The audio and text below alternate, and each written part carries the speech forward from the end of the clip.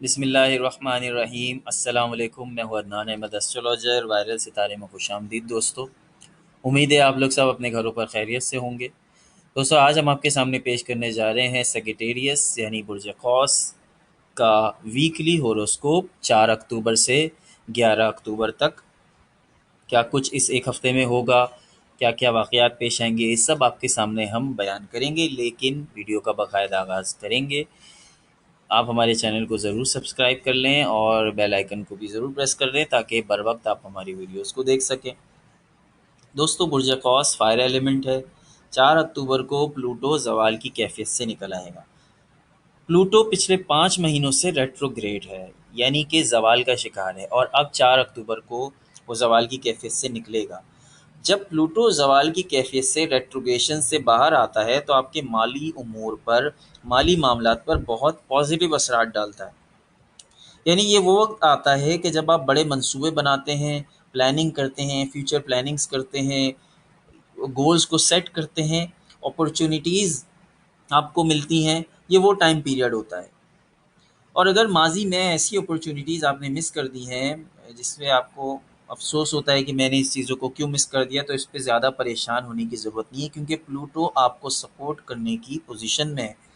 جب پلوٹو آپ کو سپورٹ کرے گا، اور اسپیشلی جب مشتری یعنی جوپیٹر اور زحل یعنی کہ سیٹرن آپ کو سال کے آخر تک سپورٹ کریں گے، یعنی کہ سال کے آخر تک آپ کو اپرچونیٹیز ملتی رہیں گی، کیریئر کے حوالے سے، محبت کے حوالے سے۔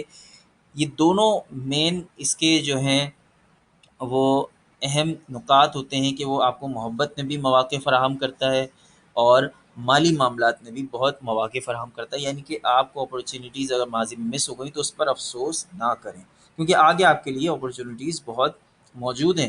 اور 4 تاریخ کا جو پلوٹو جب زوال کی کیفیت سے نکلے گا، یہ کنڈیشن تبھی سے شروع ہو جائے گی، تو اس لیے آپ کو پریشان ہونے کی ضرورت نہیں ہے۔ مگر اس میں آپ کو ایک چیز کا خیال رکھنا ہے، وہ یہ ہے کہ کسی بھی چیز میں ایک تو جلد بازی نہ کریں، اور پیسہ اگر آپ کے پاس آنا شروع ہو جائے تو اس پیسے کو فیوچر کے لیے ضرور سیو کریں۔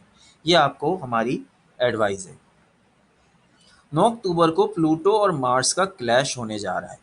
یہ کلیش جب ہوتا ہے تو تمام بروج پر، تمام برجوں پر اس کا اثر پڑتا ہے۔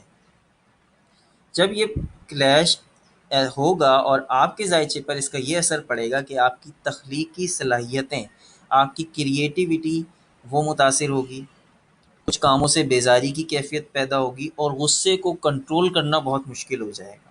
کچھ کنڈیشنز ایسی بن جائیں گی کہ آپ کو بہت غصہ آئے گا، لیکن اگر آپ نے اپنے غصے پر قابو نہ پایا تو آپ کے معاملات بہت خراب ہوں گے، اور پہلے سے چل رہے تنازعات جو کہ دب چکے تھے وہ سر اٹھانا شروع کر دیں گے۔ اس حالت میں آپ کو کرنا یہ ہے کہ صرف آپ کو خود کو پرسکون رکھنا ہے، دوسرے آپ کو کچھ بھی کہتے رہیں، آپ نے اپنی زبان نہیں چلانی، آپ نے ایکشن سے شو نہیں کرنا، تو آپ کے معاملات انشاءاللہ تعالیٰ سیٹ رہیں گے۔